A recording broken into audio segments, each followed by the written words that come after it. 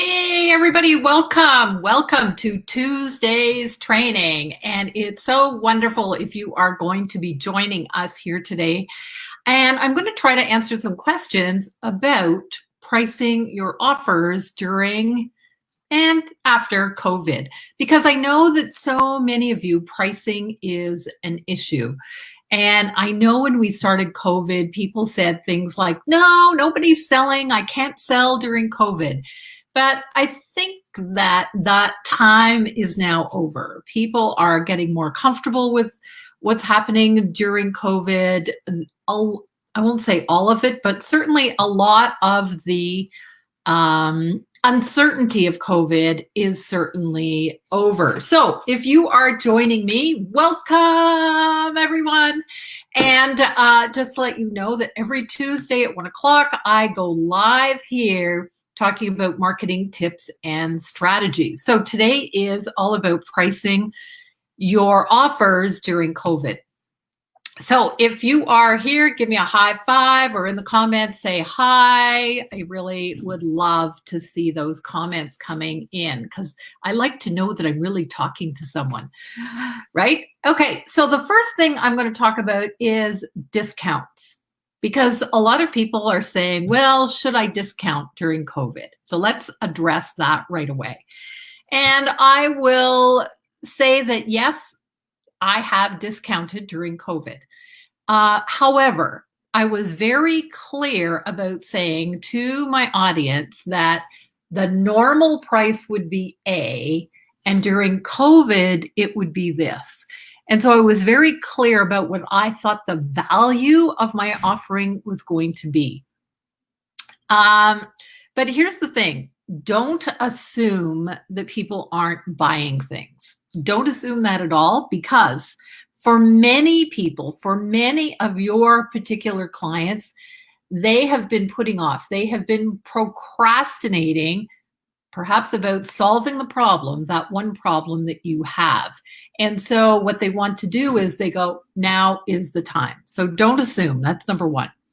Number two way that you can offer, might not be a discount per se, but offer longer payment options or longer payment plans. So if you would normally offer a 2-payment plan, maybe offer a 3-payment plan. And this would make it much, much, much easier for your clients.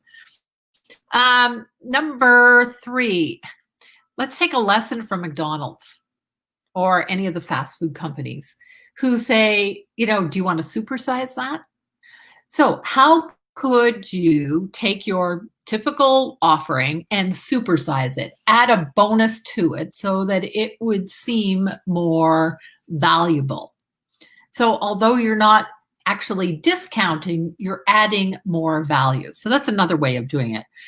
Another way of doing this might be to offer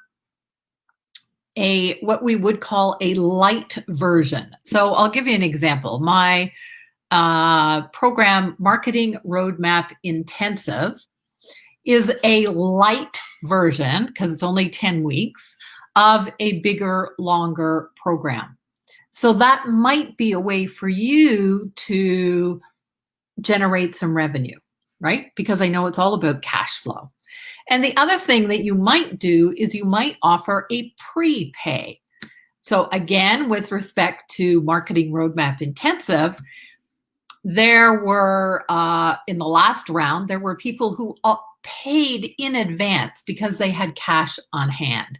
And although it doesn't seem like a discount, whatever you can do to make pricing and payment easier for your clients, you want to take that into consideration, okay?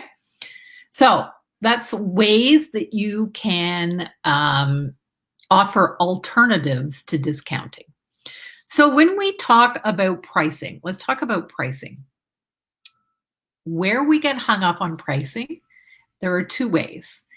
Internally, about what we are thinking, and externally, about how people perceive things. So let's talk first about internal. Yes, I do have my little notes here because I want to make sure I cover these things.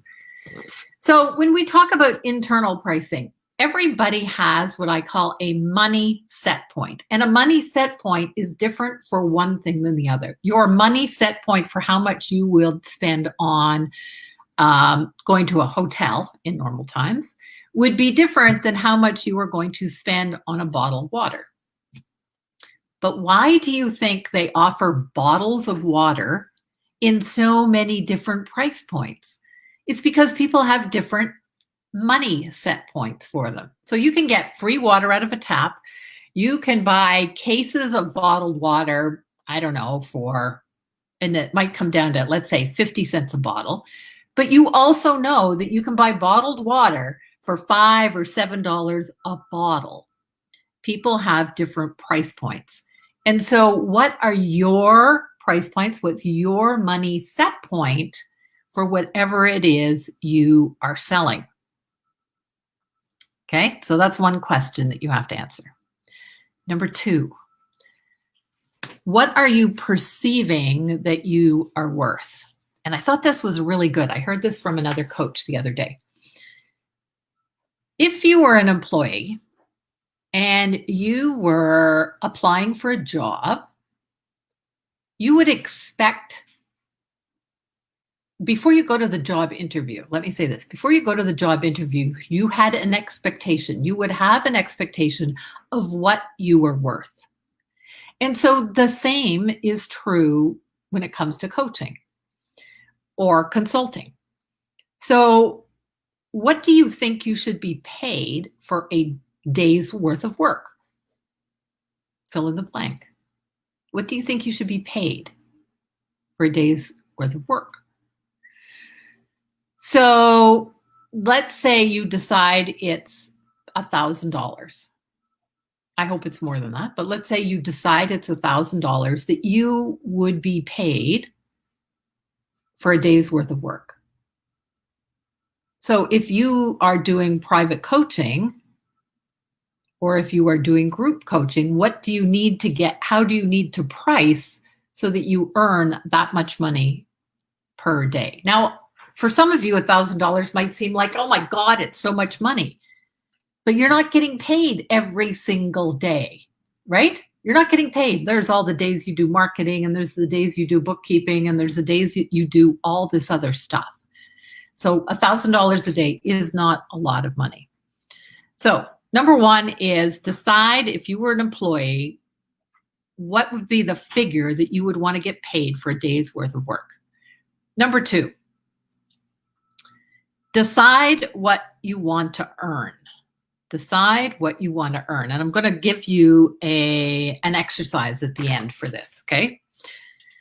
Decide what you want to earn. If you decide that you want to earn, let's say it's $2,000 a day, well, then make sure you decide that and that you price your products and services according. It's kind of like if somebody gave you, or if somebody offered you some crystal glasses, some nice crystal glasses, and one came in a brown paper bag and one came in a velvet box, which one would you take? They're exactly the same things, but my guess is that people will pay differently for the brown paper bag versus the velvet box. That's perception, external perception. Okay? That is a reflection of your self-worth. There's a story, and I forget who actually tells this story, but there's a story about an assembly line. And the assembly line has come crashing to a stop. And they're losing money every minute that this assembly line isn't working. And so the floor manager, he calls up the expert and he says, can you fix this? And he goes, yeah. The guy comes in and he spends like an hour. He can't fix it. Call up the next guy. Can you fix this? Yes, I can fix it. The guy comes and he walks around the assembly line and he walks up and he sees a row of buttons and he hits the button. The assembly line magically starts working again. And the floor manager is astounded. And the guy says, okay, that'll be $10,000, please. And the floor manager says, well, you just hit a button. The response was, it's $1 for hitting the button. It's $9,999 for knowing which button to hit. What are you worth? What are you worth? So make sure that you are hitting the right button. Okay, when it comes to pricing and looking externally, people buy results. If you've been with me any length of time, you know that people buy the results or the desired outcome of working with you. So are you clear? Super, super, super clear on the results that you get when people work with you. So if you go to my website, you will see that I talk consistently about helping people get more clients, sales, and confidence. And I repeat those three things over and over and over again. What results are you helping people get? Number two is, what is the cost of not getting those results? Okay, what is the cost of to your client of them not getting the results? What is the cost to you of not getting more clients? So here's a great example. Someone I know helps people stop smoking. The cost for them not working with her, I believe we calculated if somebody smoked a pack of cigarettes a day for a year was something close to $10,000. And if we just took that cost for someone not to stop smoking, it cost them $10,000. $10,000. She was charging, I don't know, I'll say $500 to stop smoking, and she almost virtually guarantees it. There's a huge gap here. The perceived value of stopping smoking or the actual cost to that person, $10,000 a year, year after year after year. And yet the investment was only $500. Because there's a huge gap, there was room for that person to increase her price. I wouldn't say that she could increase it to $10,000, but she certainly could increase it if it was positioned correctly. See, you can influence the perception of the value that you bring to your customers by simply changing your message, by simply using the right words. Clarity equals clients. When you are super clear about what the results are that they get, and it is well positioned with the right words, they're going to buy. It's not about the price. It's about the value that they perceive and the value that you are comfortable with. So here's the thing. COVID doesn't set your prices. Let's be clear about that. COVID does not set your prices. We can assume that lower pricing is going to be more sales, but not necessarily. Not necessarily whatsoever. Lower pricing only indicates the level at which you are comfortable playing that game. So, how do you want to set your prices? So here's an exercise that you can do. And it starts off with knowing how much you want to earn in the next 90 days. So write that figure down. If you are here, you can put it in the chat. You can do whatever you want. Write it down on a piece of paper. How much do you want to earn? What are your sales in the next 90 days? That's the question. So let's say I want to earn $30,000 in the next 90 days. That's $10,000 a month, just for example. What do I have to sell to get that? So if it's signature program, if it's private coaching, if it's one other program, here's an example, and we only want to plan out the next 90 days. So let's say it's $30,000, which equals $10,000 a month. Okay.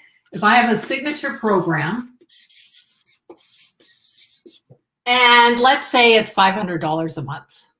Okay, $500 a month. And let's say I do private coaching. And let's say that's $2,000 a month. And let's say I have one other workshop. Let's say I do a workshop. Okay, and let's say that's, what did I say here? Oh, sorry, I was going to put this at 600.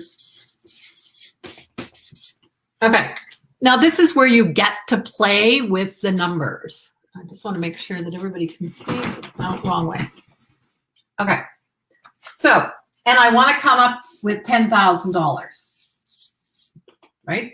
So an easy way to do this is put it in an Excel spreadsheet, okay? So if I get 10 people, that's $6,000. Okay, and a signature program typically goes for 3 to 6 months. So I know I'm going to get that on an ongoing basis.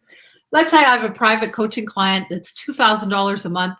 They have a 6-month contract with me. So I know that's $2,000. I'm already up to $8,000. Now, one other program or workshop, what do I need to fill in the gap? I need 8.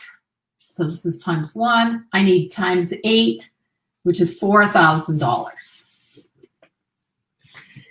Play with the figures here to make up this number that you want down here. Now, the way I set goals and the way I help people set goals is, and I do this for myself all the time. Let's say I have a signature program, it's $600 a month, and I want 10 people in it. Now is 10, I have good, better, best. Those are my goals. Good would be 8, 10 would be better, best would be 12 or more. Can you see that? So I'll just, there we are, that should be okay. Good, better, best. If I get 8 people in there, I'm going to say, I feel pretty good. I give myself a pat on the back. By setting your goals like this, you give yourself the opportunity to congratulate yourself. And we don't do that enough. Better is 10, because that would help me reach my goal. Best would be 12 or more. We want to say or more, because then we're telling the universe, we want more. We'll take more. Please send it my way. So play with the figures, but be specific. Be specific.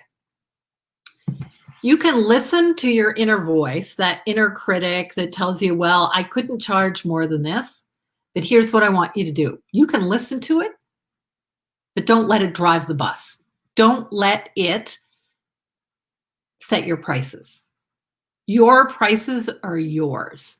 And if you are still having trouble setting your prices, please feel free to reach out to me, Diana@dianalidstone.com. If you're having trouble with your marketing, then I have a very special offer. It's called Marketing Fix Hotline. Just the way it sounds, marketingfixhotline.com, where you can book a 15-minute marketing fix with me. And this morning I did that with someone. I was thrilled to be able to help her in 15 minutes. So give me a high five or something in the chat. Let me hear from you. Was this helpful? Was this helpful? I don't see anybody's chat. Anybody here in the chat? Comments? I can't seem to see that. Whoops. That's not what I wanted. Anyway, thumbs up. Give me a high five. Let me know whether this was useful for you. Yes, Sue. Thank you so much. I'm glad. Yeah, no, really, really, really, pricing is not as complicated as you make it. Absolutely. Good one, Donna. So if you are still challenged by pricing, and remember, that little voice that's sitting on your shoulder, say bye-bye. I got this. It's okay. So thanks so much for watching. This is a little longer than I normally go for my Tuesday's training, but look forward to seeing you next Tuesday, same time, same place, same station, with tips and tricks and strategies for you to grow your business. Take care. Bye for now.